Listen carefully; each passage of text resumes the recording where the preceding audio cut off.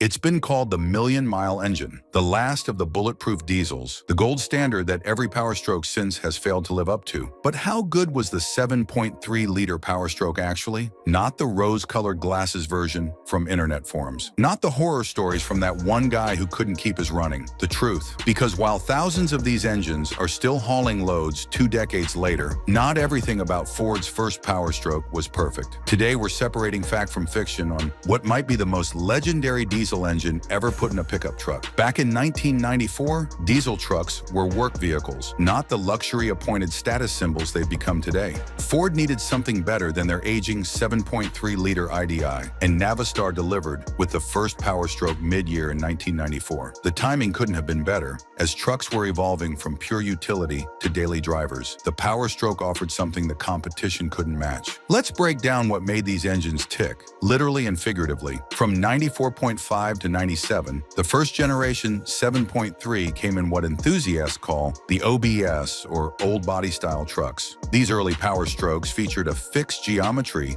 Garrett TP38 turbocharger with no wastegate, putting out a modest by today's standards 210 to 225 horsepower and 425 to 450 pound-feet of torque. The heart of the Power Stroke's design was its hydraulic electronic unit injector system, or HEUI. Unlike traditional diesels that used mechanical injection, this system used pressurized engine oil to fire the injectors. This was cutting-edge tech for a pickup truck in the mid-90s. Early models used a 15-degree swash plate, high-pressure oil pump, and lacked an intercooler. Simple by design, but that simplicity is exactly what made these engines so damn reliable. No complex emissions equipment, no finicky high-pressure common rail injection, just a straightforward overbuilt diesel that could take a beating day after day. The game changed in 1999 with the introduction of the Super Duty body style. Ford upgraded the Power Stroke with a wastegated Garrett GTP38 turbocharger and added an air-to-air intercooler mid-year. The HPOP got bumped to a 17-degree swash plate design that pushed more oil volume to those hydraulic injectors. The result? Power jumped to 235 horsepower and 500 pound-feet of torque, eventually climbing to 275 horses and 525 pound-feet in late-model manual transmission trucks. If you're still watching, you clearly care about these legendary engines. Hit subscribe because we've got more in-depth diesel content coming that you won't want to miss. Now here's where things get interesting.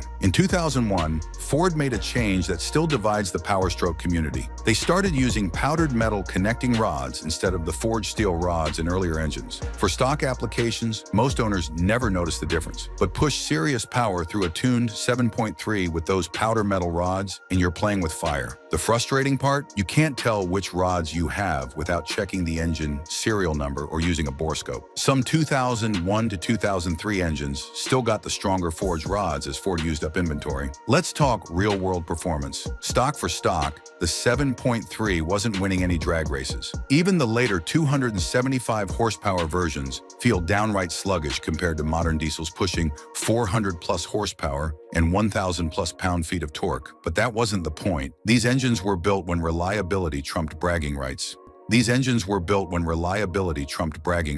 When 500,000 miles without a rebuild was valued more than 500 horsepower. Fuel economy? You're looking at 10 to 15 miles per gallon, depending on how you drive and what you're hauling. Not great by today's standards, but reasonable for a heavy-duty truck of that era. The noise is another story. If you've never heard a 7.3 Power Stroke start on a cold morning, imagine a coffee can full of bolts being shaken next to your ear. Modern diesels with common rail injection are whisper quiet by comparison. But for many owners, that clatter is the sound of dependability. Speaking of dependability, no honest assessment of the 7.3 is complete without addressing its known issues. Yes, it's reliable, but it's not perfect. The camshaft position sensor is notoriously prone to failure, leaving drivers stranded when it decides to quit. Thankfully, it's an easy and inexpensive fix. Many 7.3 owners carry a spare in their glove box. The injector driver module can fail due to water intrusion or electrical gremlins, causing rough running or no-start conditions. The under-valve cover harness connectors are another common failure point, leading to misfires as they loosen or short out. High-mileage 7.3 seconds often develop issues with their HEUI Heui injectors, which rely on that high-pressure oil system. When they start to go, you'll know it. Rough idle,